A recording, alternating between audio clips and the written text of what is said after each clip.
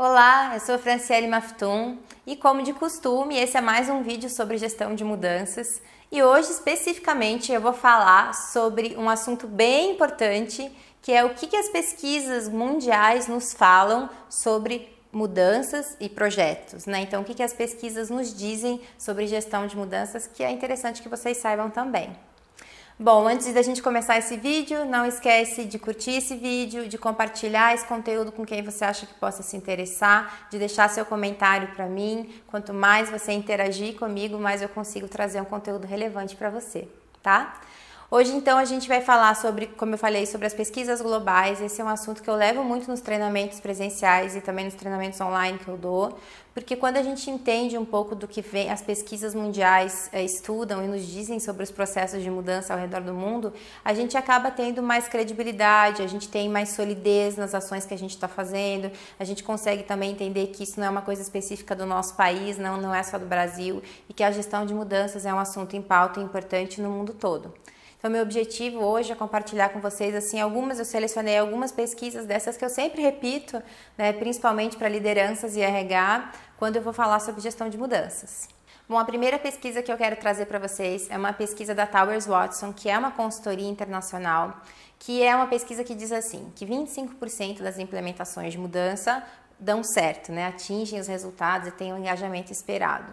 Ou seja, 75% não dão certo. Essa é uma pesquisa que tem outras pesquisas que amparam, feitas por outras consultorias, inclusive também no ramo da ciência, que existe aí um índice mais antigo, até o ano passado, de que 70% das implementações, nesse caso de 75%, né, mas ele vai de 70% a 90% das implementações de mudança não atingem os resultados esperados. Já tem uma pesquisa agora mais recente do CIPD, eu vou deixar esses links todos aí na descrição desse vídeo, tá, se você quiser ver, mas essa pesquisa mais recente do CIPD, que é o Chartered Institute of Personal Development, que é um instituto inglês de pesquisas em desenvolvimento humano, que falou que 60% das implementações de mudança têm atingido resultados esperados. Então, a gente pode observar também através das pesquisas que ao longo de 2, 3 anos, esse índice de mudanças que dão certo aumentou e o índice de mudanças que não dão certo está diminuindo. E isso é muito graças aos processos que estão seguindo o que a gente fala aqui de gestão de mudanças, que é um modelo mais europeu e mais aberto de gerenciar essas mudanças. Voltando para a pesquisa da Watson, o que eles trouxeram que eu acho bem legal de trazer para vocês? Que um dos motivos das mudanças não estarem acontecendo é porque existe uma necessidade acelerada das organizações de mudarem e uma necessidade acelerada de nós como seres humanos para que a gente lide com mudança, que é a tal da adaptabilidade, né, que a gente consiga mudar e consiga ter uma mente para mudar. Só que a nossa capacidade de mudar está diminuindo, exatamente porque a gente não foi treinado desde a nossa infância e o nosso cérebro ainda não está preparado para mudar. E o que acontece é que a gente tem uma demanda grande para mudar, uma capacidade diminuindo, porque a gente vai tendo menos saúde mental, né, nesse processo de mudança, menos capacidade de adaptabilidade, mais pressão. E o que acontece é que quando as mudanças começam, é muito difícil você ter gerentes que consigam se engajar em mais uma mudança que talvez eles acreditem que não vai funcionar, em mais um lugar que eles precisam colocar empenho e energia, além das atividades que eles já têm. E a organização começa então a ter o cinismo, a ter as frases irônicas, as pessoas fingem que fazem, mas não fazem, elas vão para a reunião, fingem que participam, mas na verdade elas não vão implementar, que são os comportamentos que, através dessa pesquisa, eles trouxeram como comportamentos que acompanham exatamente esse cenário que eu falei para vocês, né? Que quando a gente tem essa necessidade de mudar, mas a nossa capacidade vai diminuindo. Você já deve ter sentido isso em alguma parte da tua vida, do seu trabalho, quando você vê que você está com muita coisa acontecendo, com muitas demandas de mudança na sua casa, na sua vida profissional, dentro de você, ali no seu trabalho, na sua empresa, e ao mesmo tempo você se sente, ao invés de se sentir melhor para mudar, você se sente cada vez mais angustiado e quase como se você não desse conta de equilibrar tantos pratos, né, pra gente mudar. É desse sentimento que essa pesquisa fala, então não é uma coisa muito longe da nossa realidade, é uma coisa que se a gente só parar para pensar na nossa vida, entre trabalho, casa, vida pessoal e as coisas que a gente gostaria de fazer, a gente já tem essa sensação de que eu não dou conta, né, de que talvez as coisas não consigam acontecer. E essa é um dos dados de pesquisa também de uma outra pesquisa feita pela McKinsey, que um dos motivos que essas mudanças ainda não estão dando tanto certo, é porque as mudanças estão gerando mais atividades ao invés de substituir as atividades das pessoas e causando a fadiga emocional da mudança, né? Então a gente tem aí a fadiga da mudança.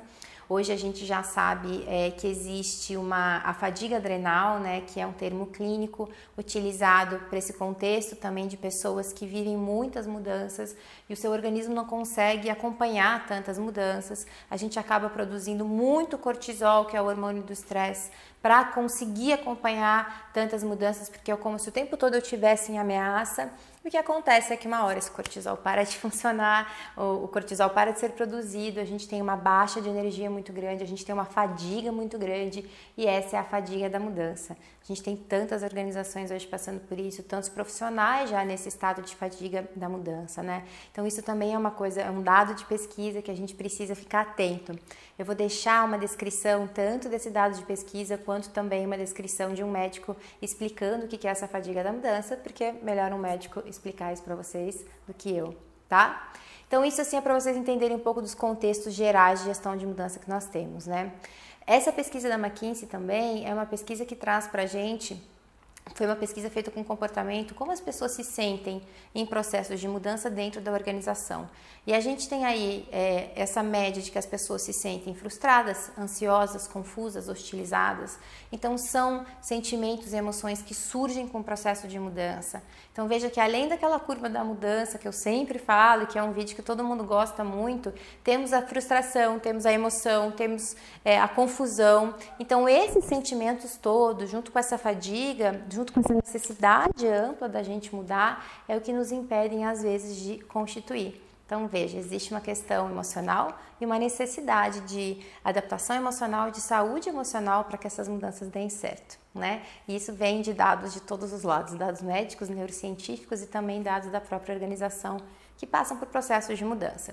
Então se você está aí implementando processos de mudança na sua vida, se você está passando por mudanças na sua organização e sente confusão, fadiga, sente frustração, saiba que você é normal. E se você tem que fazer isso na sua vida, é importante com que você consiga começar a trabalhar tanto a sua consciência desse processo, quanto também como é que você regula um pouco as suas emoções para que você não se sinta fatigado o tempo todo, confuso o tempo todo e frustrado o tempo todo. Quando a gente tenta sair dessas emoções, quando eu tento engolir a frustração, quando eu tento engolir e fingir que o cansaço não existe, acaba que os nossos sentimentos, quando a gente engole ou finge que eles não existem, eles não vão embora, né? Isso também são dados aí da neurociência, e a gente acumula eles e cada vez eles vão ficando mais intensificados. E a gente consegue, acaba que muitas vezes a gente não se dá conta que está reagindo em cima dessas emoções, achando que está bem, achando que está na aceitação, achando que está conseguindo conduzir as mudanças. Então, o que você tem que fazer? Você tem que ajudar, essas pesquisas servem, primeiro, para a gente normalizar o que acontece com a gente num processo de mudança. Então, se você quiser entender o que acontece no seu cérebro, eu fiz um vídeo sobre isso, tá aí na minha lista de vídeos, né?